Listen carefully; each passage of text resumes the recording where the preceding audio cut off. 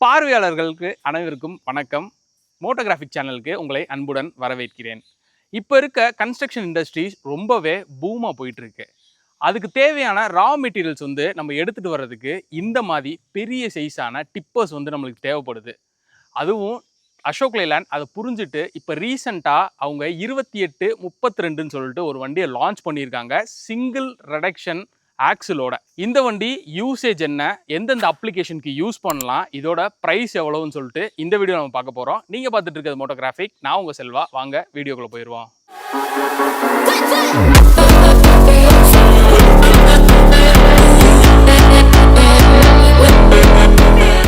First இந்த வண்டியோட major application என்ன அப்படின்னா, டிப்பரை பொறுத்த வரைக்கும் நமக்கு மண், ஜல்லி, கிராவலு இந்த மாதிரி நிறையா விஷயத்துக்கு யூஸ் பண்ணுவோம். முக்கியமாக கன்ஸ்ட்ரக்ஷனுக்கு இதை யூஸ் பண்ணுவாங்க. அதனால இதோட சைட் ப்ரெசன்ஸ்ல இருந்தே நான் இப்போ ஸ்டார்ட் பண்ணிடுறேன். இந்த வண்டியோட ஓவரால் லென்த் பார்த்தீங்க அப்படின்னா கிட்டத்தட்ட 7.6 மீட்ரு.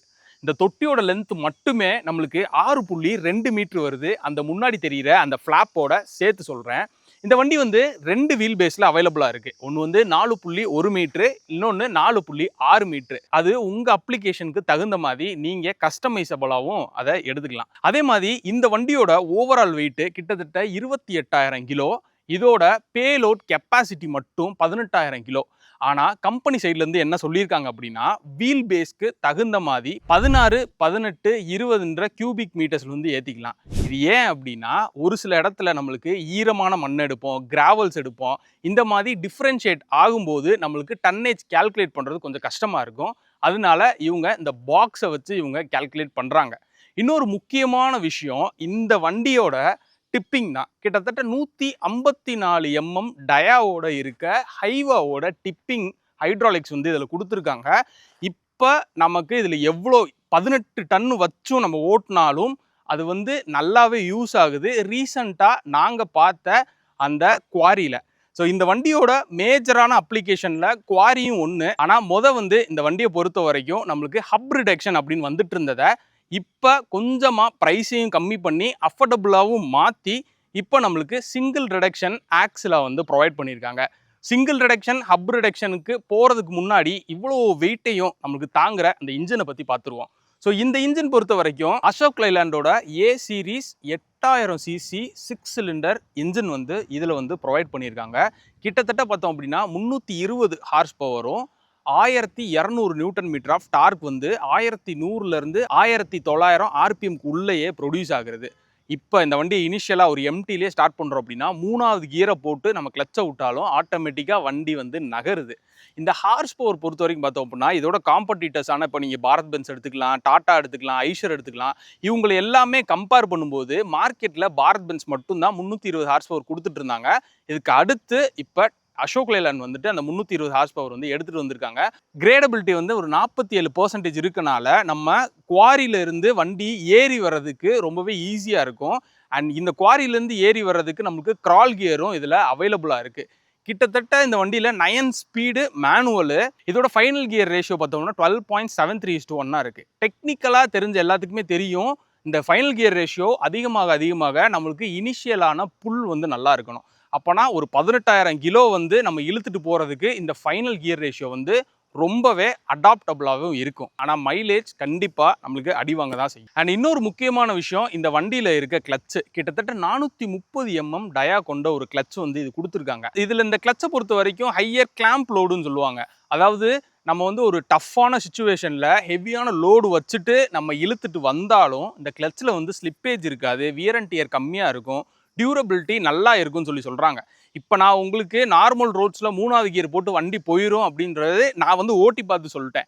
ஆனால் நம்ம இதே குவாரி போனால் மட்டும்தான் இந்த மாதிரி ஹெவியான சுச்சுவேஷனில் இந்த வண்டி எப்படி இருக்குன்னு தெரியும். அதை நான் ஒரு கஸ்டமர் ரிவ்யூவை போடுறேன். உங்களுக்கு தேவை இருந்துச்சு அப்படின்னா கமெண்ட் செக்ஷனில் கமெண்ட் பண்ணுங்கள், அதையும் நம்ம எடுத்து போடுவோம்.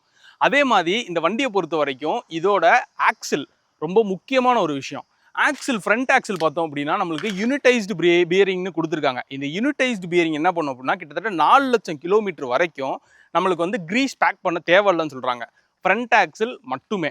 அதே மாதிரி ஃப்ரண்ட்டில் நம்மளுக்கு பேராபோலிக் சஸ்பென்ஷனோட வருது. டிரைவருக்கு கொஞ்சம் கம்ஃபர்டபுள் இருக்கணும்னு சொல்லிட்டு ஷாக் அப்சர்வரும் இதில் கொடுத்துருக்காங்க. அது போக ஆன்டி ரோல் பாரும் நம்மளுக்கு ஃப்ரண்ட்லேயே வந்துடுது. அப்படியே சைட் செக்ஷன் பார்த்தோம் அப்படின்னா நான் முதலே சொன்ன மாதிரி அந்த இன்ஹவுஸ் பில்டான ஹைவாவோட அந்த ஹைட்ராலிக்ஸ் இருக்குது. அது போக 220 லிட்டர்ஸ் ஆஃப் ஃபியூவல் டேங்க் கெப்பாசிட்டியோட வருது. 24 லிட்டர் வந்து டெஃப் டேங்க். மைலேஜ் நம்மளுக்கு ஃபைனல் கியர் ரேஷியோ அதிகமாக இருக்குது. இன்னொன்று வந்து நம்மளுக்கு ரியர் ஆக்சுவல் ரேஷியோன்றது வந்து ஓரளவுக்கு அதிகமாகவே இருக்கனால மைலேஜ் வந்து ரொம்ப கம்மியாக தான் இருக்கும். என்னோட ஒரு கணிப்புப்படி ஒரு 2.4 ஒரு 2.8 வரைக்கும் இந்த வண்டி வந்து மைலேஜ் தரும் அப்படின்னு நினைக்கிறேன். இதே உங்களுக்கு கஸ்டமர் ரிவ்யூவில் நான் கிளாரிஃபை பண்ணுறேன். அண்ட் இந்த ரியர் வீல் பொறுத்த வரைக்கும் தான் நம்மளுக்கு முக்கியமான ஒரு விஷயமே இருக்குது. ஏன்னா நான் முதலே சொன்ன மாதிரி ஹப் ரிடக்ஷன், சிங்கிள் ரிடக்ஷன் சொல்லிட்டு 2 வேரியன்ட் இருக்குன்னு சொன்னேன்ல. இது வந்து சிங்கிள் ரிடக்ஷன், டஃப்பான கண்டிஷன்ஸ்லையும் நம்ம யூஸ் பண்ணிக்கலாம். அட் த சேம் டைம் பார்த்தீங்க அப்படின்னா காஸ்ட்டும் இது கம்மி. அதே மாதிரி இது 10 வீல் டிப்பரு. இதில் வந்துட்டு நம்ம இந்த 2 வீலையும் கனெக்ட் பண்ணுறதுக்கான போயி சஸ்பென்ஷன் இங்கே கொடுத்துருக்காங்க. இது வந்து அந்த 18,000 டன் இருக்குல்ல, அதை தாங்கிறதுக்கான ஒரு டியூரபிலிட்டியும் ஒரு ரிலேபிலிட்டியான சஸ்பென்ஷன் தான் இது இருக்குது. ஆனால் இதுக்கு முன்னாடி இருந்த 2825 வந்து எப்படி பார்த்தீங்கன்னா சேம் இதே செட்டப் தான் இருக்கும். ஆனால் நமக்கு ஹெவி லோடு வச்சாலும் அதில் அமுங்கிறது, அது நல்லா வந்து தாங்கிட்டு போகிற மாதிரி ஒரு நல்ல ஒரு சஸ்பென்ஷன் தான் இருந்துச்சு. ஸோ அதையே கொஞ்சம் அப்கிரேட் பண்ணி இதுலேயும் கொடுத்துருக்கிறது ஒரு நல்ல விஷயம். அண்ட் அதே மாதிரி டயர்ஸ் பொறுத்த வரைக்கும் 11R20 டயர்ஸ் வந்து இதில் கொடுத்துருக்காங்க. இதே நமக்கு வந்து ரேடியல் தேவையில்லாட்டினா மட்டும் அதையும் ஆப்ஷனாகவே அவங்களும் வச்சுருக்காங்க. அண்ட் சேசஸ் பொறுத்த வரைக்கும் நம்மளுக்கு 11 இன்ச் திக்னஸாக கொடுத்துருக்காங்க. லோடு தாங்கி அதை டிஸ்ட்ரிபியூட் பண்ணி இதை வந்து வண்டியை எடுத்துகிட்டு போகிறதுக்கு அது ரொம்பவே யூஸபுளாக இருக்கும். ரியர்லேயே நம்மளுக்கு ஆன்டி ரோல் பார் வந்து ப்ரொவைட் பண்ணியிருக்காங்க. ஸோ இந்த வண்டியோட முக்கியமான டெக்னிக்கல் ஸ்பெசிஃபிகேஷன் இப்போ நீங்கள் பார்த்துருப்பீங்க. அண்ட் இந்த வண்டியோட ப்ரைஸை வந்துட்டு கொஞ்சம் வெயிட் பண்ணுங்கள், நான் வந்து வீடியோவோட கடைசியில் சொல்கிறேன். இவ்வளோ ஃபீச்சர்ஸையும் பார்த்துட்டோம்ல. அண்ட் முக்கியமானது டிப்பருக்கு இந்த ஹைட்ராலிக்ஸ் தான். டோரை ஓப்பன் பண்ண உடனே நம்மளுக்கு இங்கேயே அந்த ஹைட்ராலிக்ஸை ஆக்சுவேட் பண்ணுறதுக்கான ஸ்விட்சஸ் இங்கேயே கொடுத்துருக்காங்க. ஃபஸ்ட்டு இந்த கியரை வந்து என்கேஜ் பண்ணிட்டு இதை வந்து தூக்கணும் அப்படின்னா கொஞ்சம் கொஞ்சமாக வந்து டிப்பிங் பண்ணும். இந்த ஹைட்ராலிக்ஸ் தான் நான் சொன்ன ஹைவாவோடது. எவ்வளோ டன் இருந்தாலும் டிப்பிங் பண்ணுறதுக்கு வந்து அது ரொம்பவே யூஸ்ஃபுல்லாக இருக்குது. என்னோட நோட் என்ன அப்படின்னா, நீங்கள் வந்து டிப்பிங் பண்ணுறீங்க அப்படின்னா அதிக லோடோட ஒரு சில நேரத்தில் வந்து ஹெவி லோட்ஸாக இருக்கும். அது வந்து கரெக்டாக டிஸ்ட்ரிபியூட் ஆகாமல் இருக்கும். இப்போ சப்போஸ் நம்ம அப்படியே வச்சுருந்தோம் அப்படின்னா டக்குன்னு வந்து வண்டி அப்செட் ஆகிறதுக்கான சான்சஸ் நிறையாவே இருக்குது. அதனால் டிப் பண்ணும்போது ஓரளவுக்கு மெதுவாக டிப் பண்ணுறது வந்து நல்லது. இப்போ வந்து இன்டீரியரில் என்ன ஸ்பெஷலான ஃபீச்சர்ஸ் கொடுத்துருக்காங்க அப்படின்றத நம்ம போய் பார்த்துருவோம்.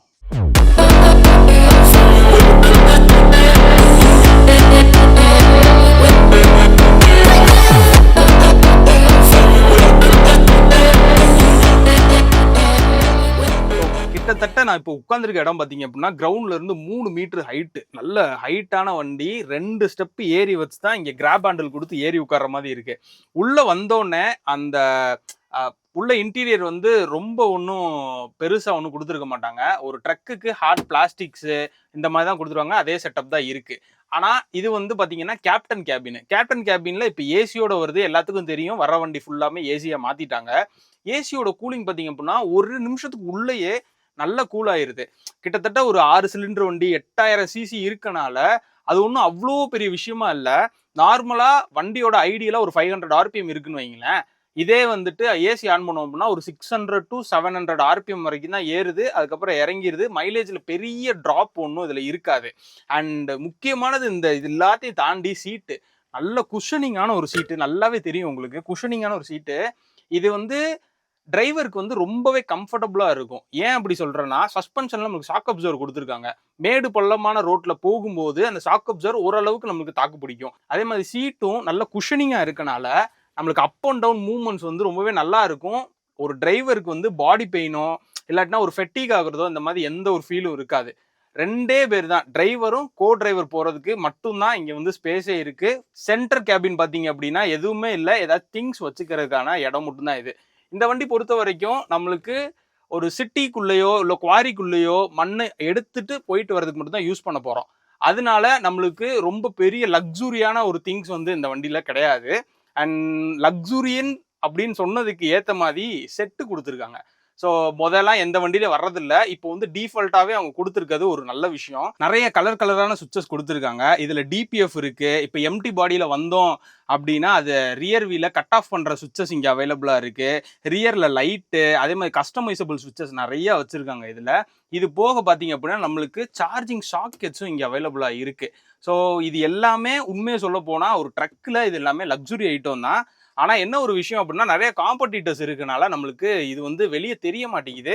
பட் ஆனால் அசோக் லேலண்ட் இதை கொடுத்துருக்கிறது நல்லது. அண்ட் முக்கியமான விஷயம் இந்த வண்டியோட கன்சோல் பொறுத்த வரைக்கும் பார்த்தீங்க அப்படின்னா நிறைய குட்டி குட்டி லைட்ஸாக எரிஞ்சுக்கிட்டே இருக்கும். அது ஆக்சுவலாக மால் ஃபங்க்ஷன் லைட்டோட சேர்ந்து தான். இந்த வண்டியில் ஒரு ப்ளஸ் பாயிண்ட் என்ன அப்படின்னா நம்ம என்ன கியரில் இருக்கோம் அப்படின்றது மேக்ஸிமம் எல்லா வண்டியுமே காமிச்சிரும். ஃபியூவல் எவ்வளோ இன்னும் ரேஞ்ச் போகுன்றதை காமிக்கும். ஆட் ப்ளூ எவ்வளோ கெப்பாசிட்டி இருக்குதுன்னு காமிக்கும். அண்ட் இந்த வண்டி ஃபுல்லாக சென்சாராக இருக்கனால ஆட் ப்ளூ வந்துட்டு ரொம்ப கம்மியாயிடுச்சு அப்படின்னா ஆட்டோமேட்டிக்காக மால் ஃபங்க்ஷன் லைட் எரிய ஆரம்பிச்சிடும். வண்டி வந்து ஸ்டார்ட் ஆகாது. அதே மாதிரி டிபிஎஃப்க்கும் தனியாக ஸ்விட்ச் வேற கொடுத்துருக்காங்க. இது வந்து இந்த வண்டியோட மேக்ஸிமம் அதிகபட்ச ஸ்பீட்னு பார்த்தோம்னா 60 தான் போகும். இப்போ இதில் டிபிஎஃப் சுவிட்சஸ் இருக்கனால நம்மளுக்கு ஒருவேளை அந்த அடைக்கிற மாதிரி இருக்குது இஜிஆரில் அப்படின்னாலும் மேனுவல் ஆன் பண்ணி தேவையில்லாத பார்ட்டிகல்ஸ் வந்து நம்மளுக்கு ஈஸியாக வெளியே தள்ளிடலாம். அண்ட் கேபின் பொறுத்த வரைக்கும் நிறைய குட்டி குட்டி ஸ்பேசஸும் இருக்குது. மேலேயும் நிறைய குட்டி குட்டி ஸ்பேசஸும் இருக்குது. கஸ்டமைசபிளான ஆப்ஷன்ஸும் இதில் கொடுத்துருக்காங்க. அண்ட் நல்ல ஒரு வைடான விண்ட்ஷீல்டு இருக்கனால ஃப்ரண்ட்டில் வந்துட்டு நல்ல ஒரு விசிபிலிட்டியாக இருக்குது. அட் த சேம் டைம் நம்மளுக்கு லெஃப்ட்டும் சரி ரைட்டும் சரி நிறைய ப்ராக்ஸி மிரர்ஸும் கொடுத்துருக்காங்க. ரைட் அண்ட் லெஃப்ட் ஹேண்ட் மிரர்ஸும் கொடுத்துருக்கனால நம்மளுக்கு எல்லா பக்கம் வியூவும் ரொம்பவே ஈஸியாக இருக்கும். ரிவர்ஸ் எடுக்கிறதுக்கு மட்டும் ஒரு ஆப்ஷனாக ஒரு கேமரா கொடுத்துருந்தாங்க அப்படின்னா இன்னும் நல்லாவே இருந்திருக்கும். ஆனால் இப்போ வரைக்கும் நிறைய டெக்னாலஜி வைஸும் சரி நிறைய ஃபீச்சர் வைஸும் சரி எல்லாமே அப்டேட் ஆகிட்டே தான் இருக்குது. ஸோ இந்த வண்டியோட டிரைவர் கம்ஃபர்டபுள் நான் எம்டியில் ஓட்டின வரைக்கும் ஓகே. ஆனால் லோடு வச்சு தான் இந்த வண்டியை கம்ப்ளீட்டாக டெஸ்ட் பண்ணணும். ஸோ இந்த வண்டியோட ப்ரைஸிங் பற்றி பார்த்துருவோமா? அண்ட் டிரைவர் சீட்லேருந்து கீழே இறங்கினோன்னே நான் சொன்ன அந்த 3 மீட்டர் ஹைட் இப்போ தெரியும்னு நினைக்கிறேன். ஃப்ரண்ட் ப்ரெசன்ஸோட நான் இந்த வீடியோ முடிக்க விரும்புகிறேன்.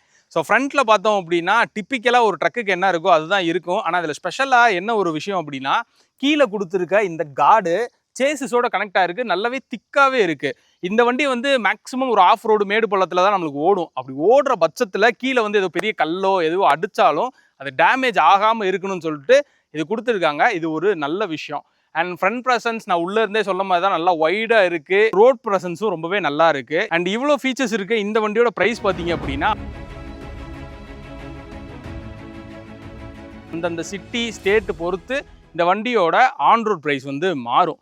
அண்ட் இதோட காம்படிட்டர்ஸ்னு எடுத்துக்கிட்டோம் அப்படின்னா டாடா, ஐஷரு, பாரத் பென்ஸ் இது எல்லாமே இருக்குது. பாரத் பென்ஸ் என்ன தான் மார்க்கெட் லீடிங்காக டிப்பரில் இருந்தாலும் இப்போதைக்கு அதுக்கு காம்படிட்டராக தான் இந்த வண்டியை வந்து இப்போ உள்ளே கொண்டு வந்திருக்காங்க. ஓரளவுக்கு காம்படிஷன் இருக்குன்னு நினைக்கிறேன். ஸோ உங்களுக்கு கம்பேரிசன் வீடியோ வேணும் அப்படின்னா கமெண்ட் செக்ஷனில் கமெண்ட் பண்ணுங்கள். அதையும் நம்ம பண்ணுவோம். நீங்கள் இந்த 10 வீல் டிப்பர் வாங்கணும் அப்படின்னு சொல்லி மைண்டில் நினச்சிக்கிட்டு இருக்கீங்க அப்படின்னா வீடியோ உங்களுக்கு யூஸ்ஃபுல்லாக இருக்கும்னு நினைக்கிறேன். மறக்காமல் லைக் பண்ணி இந்த வீடியோவை யூஸ்ஃபுல்லானவங்களுக்கு ஷேர் பண்ணுங்கள். இந்த வண்டியோட காம்படிட்டர்ஸோட வீடியோ வேணும் இல்லை கஸ்டமர் ரிவ்யூ வேணும்னாலும் மறக்காமல் கமெண்ட் செக்ஷனில் கமெண்ட் பண்ணுங்கள். அடுத்த ஒரு புது வீடியோவாக உங்களுக்கு ப்ரெசென்ட் பண்ணுறேன். ஓகே கைஸ், வீடியோ பிடிச்சிருக்குன்னு நினைக்கிறேன். மறக்காமல் லைக் பண்ணி யூஸ்ஃபுல்லானவங்களுக்கு ஷேர் பண்ணுங்கள். தேங்க்யூ ஃபார் வாட்சிங். Stay tune மோட்டோகிராஃபிக்.